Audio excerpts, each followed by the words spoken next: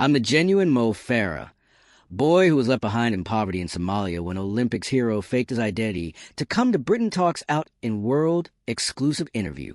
Olympic excitement from the London 2012 Games was sweeping over the lively Eastleigh district of Nairobi that locals call Little Mogadishu.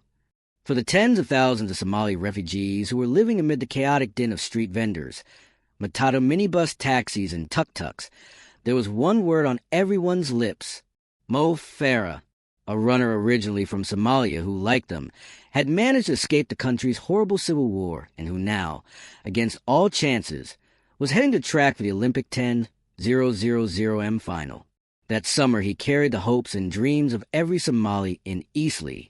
And there was one immigrant who was particularly enthralled since he shared the athlete's name, a 29-year-old also called Mohamed Farah. Given that their surname is not rare, Mohamed didn't give this coincidence a second thought. He was just pleased to be distracted from his terrible life earning £2 a day moving boxes in Nairobi, where he practically lived as an orphan after being separated from his parents as a child. He had no clue that there were other, more astounding parallels between himself and the runner seeking gold 6,200 miles away in London. No notion that not only had both he and Mo Farah been born in Mogadishu in 1983, but that they also shared the precise same birthday. Had cell phones and internet access been as common around the world back then, he might have learnt these facts which, as we shall see, had a critical bearing on his life story.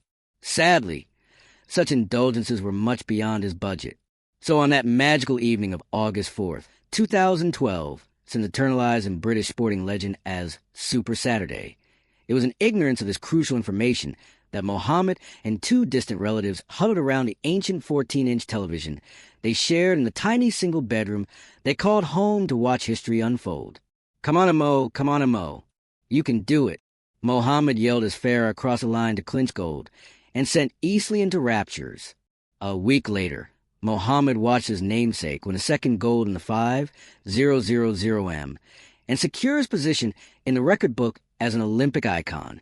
But the athlete's sudden celebrity ultimately resulted in investigation of his origins, and it would become evident that the fact Mohamed Farah shared a name, birthplace, and birthday with the gold champion was far from a coincidence. Rather, it revealed that the long-distance runner had unknowingly assumed Mohamed's identity when he was a tiny child and, 2 decades before the 2012 Olympics, had been transported to Britain in Mohamed's place using his visa. It was a terrible and long-hidden secret in Mohamed's family, one that would explain why he remained stuck and alone in the war-torn Horn of Africa, growing up in wretched poverty thousands of miles from his parents in Britain, all while Mo Farah soared to fame and money in his chosen country under Mohamed's name. Now, following a year-long investigation by the Daily Mail, Mohamed shares his astonishing story for the first time, both in print and in a 3-part Daily Mail audio series with an accompanying film documentary, The Other Mo Farah. In the course of our inquiry, we reconcile Mohamed with his mother in Africa after the misery of 31 years of utter separation, and we speak to his father, the man who took in Sir Mo as a boy in Britain and also breaks his silence. Today, in the first of a 2-part article, Mohamed and his family recall the sliding doors moment in 1993 that altered the course of athletic history and consigned Mohamed to a life of poverty. And we reveal why the truth was hidden until that memorable night in 2012 altered everything, when Sir Mo Farah himself dramatically intervenes to help Mohammed's cause to ultimately come to Britain. The secret was originally given to the world 3 years ago, when Sir Mo Farah revealed his real name is, in fact, Hussein Abi Kahin.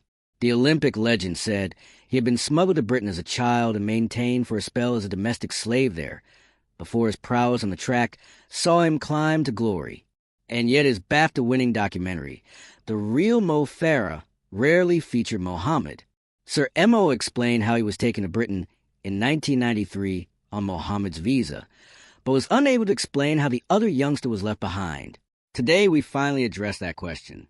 But to properly appreciate what happened and why, you must first understand the destruction wrought by the Somali Civil War, a violent battle that tore countless families apart and pushed decent individuals to make difficult decisions.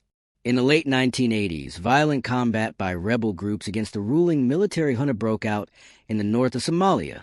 By 1991, armed guerrillas had deposed the country's increasingly harsh dictator Mohamed Farah, who had ruled from the capital Mogadishu for decades.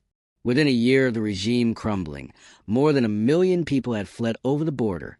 To this day, the once picturesque country became a hub of terrible violence, poverty, and fear. Mohammed's mother, Layla Gidi, 59, recalls her old life in Mogadishu with much fondness. However, it was the most wonderful existence in the world before the war, she remarked. We lived in a spacious 6-bedroom house with a living room and 2 baths. It was a great existence. Somali people used to live nicely.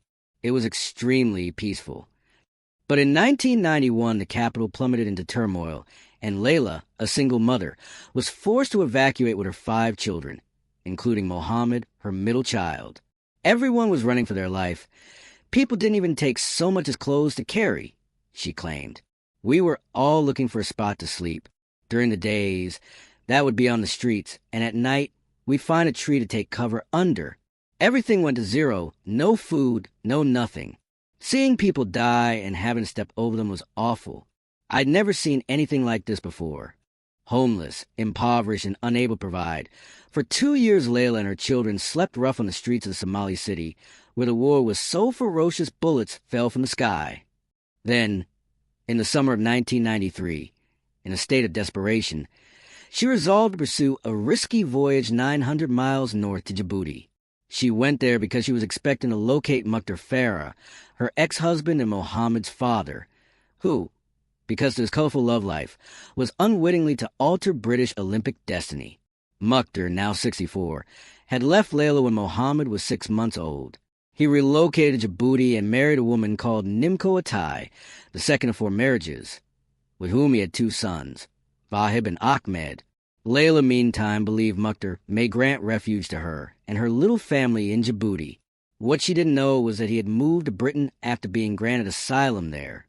Under UK immigration law, that meant his current partner and children could all join him as part of a family reunion plan. Mokhtar had mailed 4 visas to his new wife Nimco in Djibouti, 1 for her, 2 for their sons Vahib and Ahmed, and another one for Mohammed.